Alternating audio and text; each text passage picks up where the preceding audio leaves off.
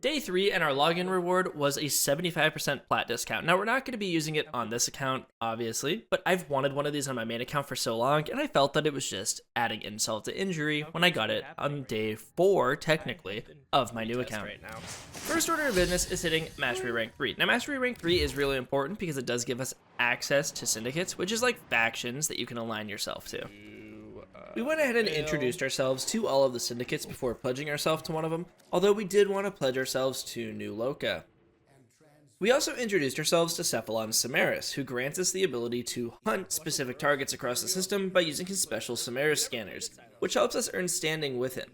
We can also buy some pretty interesting things from him, such as special niche mods, a few weapons, a simulacrum key, which is really important if you want to test your builds in a controlled environment, and on top of all that, it allows you to reacquire quest-related gear if you end up deleting something important. After returning to our ship, we did join up with New Loka. You get experience for both New Loka and Parent Sequence as you do missions with them. And I chose New Loka because I personally am a fan of the Sancti Tigris, a weapon that is available in the reward track. I don't know if we're going to get it before we get to Warframe 1999 on this account, but if we do, I definitely enjoy that weapon a lot. It's purely personal, and you can choose whoever you'd like. I am just choosing New Loka because I like that weapon. Let's see what all is done here. Our clan key is also now finally done. So now we can go to our dojo, our clan's dojo. You can also claim that Orc and Catalyst. So let's go to our clan dojo now. Ooh, Barrow's gonna be here tomorrow. He's kind of like, if any of you are familiar with Destiny, he's a lot like Xur. He shows up every other week and sells stuff exclusive to his own inventory. So I would make it a habit of checking in on him every other week because he can sell stuff that can massively benefit you. We went to our Techno Lab because we wanted to pick up Volt blueprints, but there's a few more Warframes in there that you can check out if you're interested, and they are not Mastery Rank locked. Also, I do think it's important to point out that you can get Wukong here, and he is an obnoxiously strong frame that also has an exalted melee weapon similar to Excalibur. I don't think I'll be playing him for this playthrough because I think he trivializes much of the game, more so than Excalibur's Exalted Blade already does. And while nothing is wrong with that, and you can choose him if you wish, I actually encourage it if you're interested, I do not think it would be very conducive to a learning experience, which is what this series/video is supposed to serve as. We did end up buying Volt blueprints instead, and we got the thing that we came to the dojo for primarily, which is the Arcwing launcher segment, which allows us to use our Arcwing in open world areas like Plains of Eidolon, Orb Valis, and Cambion Drift. After getting all that sorted out, we began to grind again. We wanted to take another stab at Kume before grinding out our star chart, but the practicality of farming her out does not outweigh the effort and time put in simply because we are restricting ourselves to solo lobbies aside from opening relics. I do want to point out that the intended way of playing Warframe is alongside others, and you will be doing yourself a massive disservice if you try to emulate this playthrough for yourselves and only play solo. The more people you have, the more enemies there are, which also increases the yield of the loot. On top of all that, the missions are also easier with other people, and they go by much quicker as a result. The only reason we are doing the majority of this as solo is because I don't want people to get the idea that the only way to progress in Warframe as a new player is if you get carried by veteran players, because that is simply not true. But I should practice what I preach, so here we are. Next up, we had to take on the boss of Ceres, which is actually two bosses at once, Vor and Lek Krill. Not exactly the most engaging fight in the star chart, but they do drop frost blueprints, and we have to take them on if we want to get to work on the Jupiter Junction. In order to keep progressing through the planet, we had to do something called a hijack mission, which is a major wall for most new players. It's because the mission objective is to escort a low HP object along a path, and in order for the object to move, you need to feed your shields to it. This is unlike anything else you've done up to this point, so you will most likely lose unless you change your build to accommodate this mission specifically. It's also tough because while the objective is losing HP over time, the enemies will also shoot at it. So not only do you need to feed your shields to the objective, but you need to make sure that you are killing enemies extremely quickly while avoiding damage yourself, or else you won't have anything to move the objective with. Now we did actually lose this mission one or two times, and that's because we did not change our build accordingly. But now that we know what we need to do, we changed our build and the mission went much smoother. First things first is we wanted to put fast deflection in our build and level it up as it increases our shield recharge rate and it takes less time for the shield to start recharging in the first place. This is an essential mod for this mission, alongside redirection, which increases your maximum shield straight up. After making these changes, we were able to beat it. Dude! How much farther do I need to go? Okay. Woo! There we go. See, easy mission. This cargo will be a big help. Easy mission. Next thing we had to do before Jupiter was survive for at least 10 minutes on a survival mission named Draco. Luckily, this happened to be a Fisher mission at the time, so we were allowed to play on public and open relics. Again, I want to make this clear that you will have a much easier time than me because you won't need to restrict yourself like I am and rely on loopholes like this to get ahead. The reason we were happy about this being a Fisher mission is because 1, we were able to open more relics, but more importantly 2, we received a ton of credits by playing with other people since there were a lot more enemies. We were in desperate need of credits at this point. Another thing I want to bring up is the very helpful third-party software called Warframe. It provides information to players like player market platinum price of relic rewards. It can also be used for a plethora of other things, like helping you find the most convenient gear to get mastery rank on for where you're currently at, but I mainly use it for relic information. Be warned though that this is an Overwolf product, and a lot of people don't like Overwolf because of things like spyware, bloatware, depending on the game you're playing. I haven't had any of these issues on Warframe in particular, but if you're at all concerned about possible consequences of using this, make sure you do your research just to cover all your bases. Also, I just want to clarify that at the time of this video, this is allowed to be used in game, and it's been that way for multiple years now, so it's highly unlikely, but there is still a chance that in the future Overwolf may change something that potentially violates the terms of service, so make sure you do a quick check to see if this is still a software that DE is okay with you using, depending on when you are watching this. We made bank on this mission, not only in credits, but also in prime parts. We got a Saren prime blueprint, so we got pretty lucky that a player was throwing that in there as well, and we got a good amount of Orokin cells, which is a pretty rare material. We then went to the Jupiter Junction, where we once again used our Exalted Blade. Also, doing a slide melee while Exalted Blade is active will do a radial blind. That's why these guys never target me when I thrust my sword in the air like that. Good fight, good show. Also, Jupiter is a really significant planet, but I have never seen this cutscene before. They must have added this back when they changed the tile set of Jupiter, and this is really cool. It's basically a Alad V / Valkyr debut. I highly recommend watching this. This thing is so cool. Also, Valkyr is Jupiter's frame, and she was my favorite frame when I was a new player.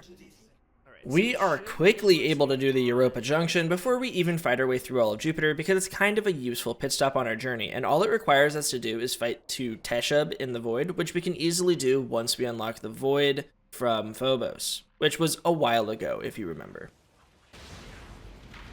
And we have Nova.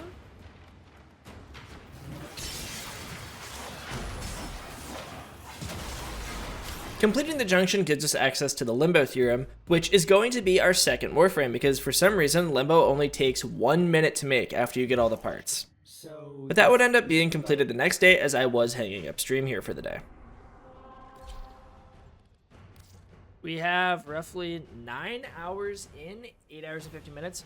We really didn't get too much done today. We just kind of kept grinding through our star chart. We are going to get Limbo online tomorrow for sure. We did start building Volt. We have access to syndicates now. We did level up our syndicate. We did reset our Cetus rank. So yeah, we actually did do quite a bit, but nothing that's going to make like big changes for our overall goal. We're just kind of laying the groundwork for a bunch and grinding through the star chart. Tomorrow, I am hoping we can start Natah. That would be nice if we could start Natah tomorrow. But again, we'll see how all that pans out. We did get really lucky opening some relics today, though. So we do have some plat in the bag if we want to sell some of those gold drops we got. And we'll be able to get some pretty essential mods out of that if we don't want to farm it out. Like Condition Overload might be one we buy because it's only 5 plat for it, and it's a really strong mod, especially on status weapons. So we might be running that. But yeah, that's it for today. We ended up getting our milestone reward. That was nice because it gave us a batch of endo and credits, so that really helps. That little cyst on our neck. Something else you guys may have noticed is this giant cyst on my neck. It has been getting bigger every day that we play, and this is because I've either been in a lobby with another player who had a cyst, or I played with a Natah. Now this may have happened when I visited a dojo, or when I was doing Fisher missions, but basically when this thing is fully grown, like it is right now, you can tell because that little tentacle is sprouting out of it, I can turn it into a companion called a Helminth Charger, which is like an infested dog. Now we do need to go get a Kubro egg in order to do that, but we will be able to turn this into a companion for ourselves after it's done incubating. Now, if that is not what you want, or maybe you already have one, you can excise the cyst at the infested backroom in your orbiter. Just know that there is no reason to keep this if you already have a Helminth Charger. We then took the mastery test to get ourselves to mastery rank 4. A formidable performance. This test is now complete. Mission complete. Woo! MR4, baby! We also went to go get a Kubro egg before Limbo because I really wanted this cyst to be gone.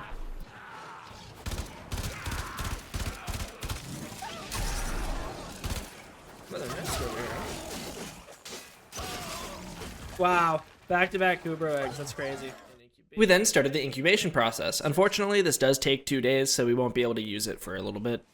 We needed some neurodes to build Limbo, so we were cruising along the Deimos star chart path when we came across something specific to Deimos star chart missions called a Dragon Door. Now, behind this door is something very important called a Corrupted mod, which is essential to endgame build crafting. They are mods that have heavy stat increases at the cost of having a stat decrease tied to it for something else. In order to open these doors, you need to have things called Dragon Keys, which you can get blueprints for from your dojo. If you are by yourself, make sure you take all 4 keys, as the door only requires 1, but it is random each time, so cover all your bases. Each of these keys has a debuff it applies to the player while you have it in your gear wheel, which it needs to be in order for you to have it equipped at all, so be careful if you end up opening these doors solo. I'd recommend using the recruitment chat or seeing if a friend or guildmate would be willing to run these with you in order to ease the burden though. Build defining mods. We finally got the parts to build Limbo, so we did, and we wanted to color him a little bit, something we did not do with Excalibur. Now this game has very in-depth customization and coloring options. You can also apply attachments to your Warframes as well, but as a new account, we don't really have access to many of these, as a lot of them do require Platinum. I also want to once again reinforce the point that Platinum is very easy to obtain as a free-to-play player. You can make hundreds, if not thousands, on a regular, weekly basis. As long as you're playing the game and opening relics, you will be able to sell things for Platinum, especially if you're targeting the newest Prime frame. But we finally settled on a color palette that we liked for our Limbo, and we got to work on them. We also did some decoration for the Orbiter, too. Aesthetic. Should we give our Orbiter a makeover as well, to make it a little bit more cozy? Ooh. Make this red as well. Okay. There we go. Orbiter now looks cozier.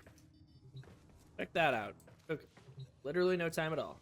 You can do a ton of aesthetic customization on both your Warframe and your Orbiter. Let me go ahead and show you what it looks like on my main account real quick, because 1, I'm very proud of it, but 2, it shows you to the extent, not even of how much you can customize.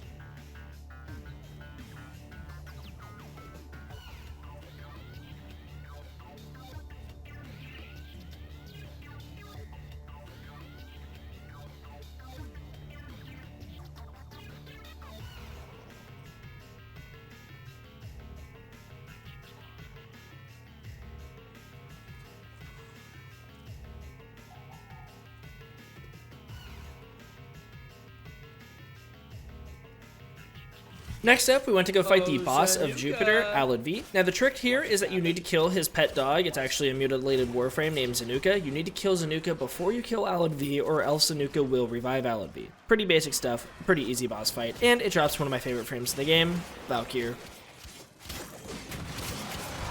Premier Zanuka, perish. It is time. Say goodbye. Oh, Alad! Guess what happened over there, big guy? We also took on the Saturn Junction. Now, Saturn's extremely important because it is the final planet we need to conquer before we can really get some serious progress in terms of story missions, and we can finally start on a Talk West.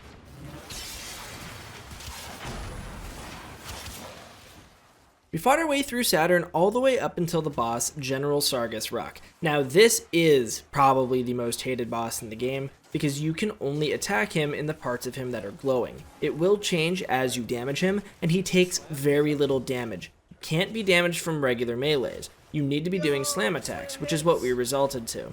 We ended up doing it with Exalted Blade too, because that was the only real practical way of doing it. You will need to invest heavily into a ranged weapon or your melee weapon if you're going to be doing slam attacks if you want to take him on and you did not select Excalibur. Now, a lot of people that are beginners do like to do this fight with Rhino, because when you pop Iron Skin with him, that's his 2. We will talk about that in the future. It gives you something called Overguard, which is an extra layer of overshield, and it makes you completely immune to crowd control, meaning that he can't knock you around with his abilities. Highly recommend doing that, unless you want to try to do this really cheesy and weird Excalibur strat that I did, where I just popped Exalted Blade, and just kept, slamming into his back whenever it was opened. And that goes the same for all of his body parts that were vulnerable during the entire fight as well. He is a tough one though, so don't feel discouraged if you lose to him the first time. Next up, we took on the Uranus Junction. Now, this does give us access to Uranus, which will give us access to Natah, but it also gives us another major quest called Deviri Paradox. And this is purely my suggestion. You don't need to listen to it because you can still benefit from it as a new player. But I personally believe that the best way to experience Deviri Paradox is after your Angels of Zariman quest. But, again, it does offer the new player loot that you can take advantage of, so entirely up to you. The reason I recommend doing it after Angels of Zariman is because that's where it kind of fits into the story. They kind of give it to you during Uranus to give you a leg up if you're having a hard time with the game right now, but I also think that comes at the cost of the story. To be fair, you don't really know anything about the story up until this point, but that starts with Natah. So don't have to listen to my advice, but I do highly, highly recommend holding off on Deviri Paradox until after Angels of Zariman, and that's what we're going to be doing in this playthrough. Also, this serves as your story spoiler warning. If you want to get to this point on your own with the information I've given you so far before you continue watching, feel free to click off now, because we are going to be getting to stuff that is pretty heavy spoilers. Now, I'm not going to be showing any mainline cutscenes because I don't want to just up and spoil story for you, but the gameplay itself and systems that we unlock are pretty major spoilers, so feel free to click off. There is nothing I can really do to prevent you from seeing it if you decide to keep on watching from this point on. So without further ado, let's get into Natah.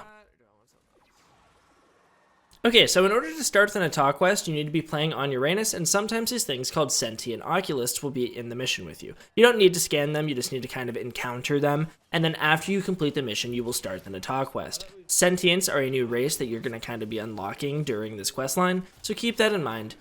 Uranus is also unique in the sense that you can use your Arcwing in it as well as your Warframe. It's called a submersible mission, so when you're on land, you're going to be running around your Warframe, and when you're underwater, you're going to be running around in your Arcwing. So make sure that you keep your Arcwing modded and up to date if you find it to be underperforming in these missions, as you will be using them a decent amount. During this mission, you will need to have scanners on you, so keep in mind you do have a few Samaris scanners from when you introduce yourself to Cephalon Samaris, so you can use those if you would like, or if you have leftover Codex scanners from the intro to the game, feel free to use those as well, but you will need them for this mission, so make sure you have them in your gear wheel.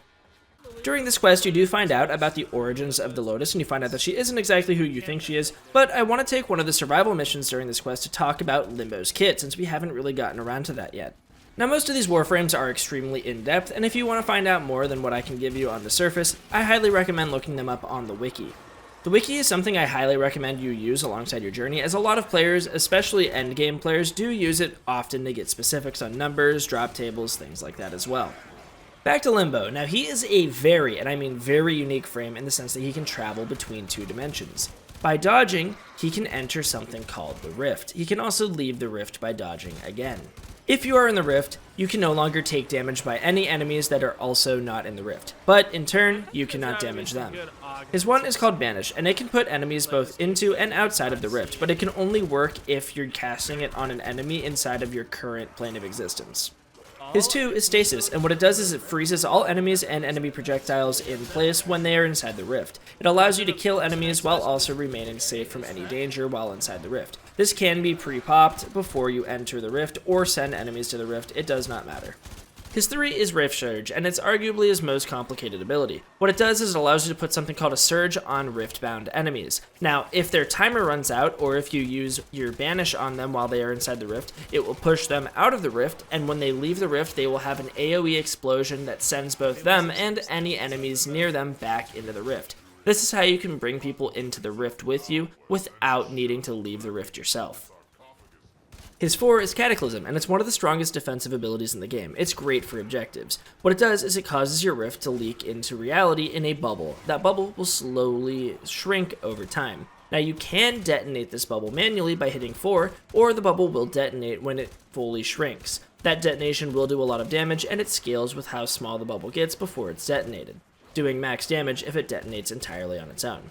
But good thing about this is that all rift effects work inside of the bubble, including stasis. That's why it's such a good defensive skill, because you can cast it on a defense objective and then cast stasis, and basically nothing other than Eximus are a threat to your objective.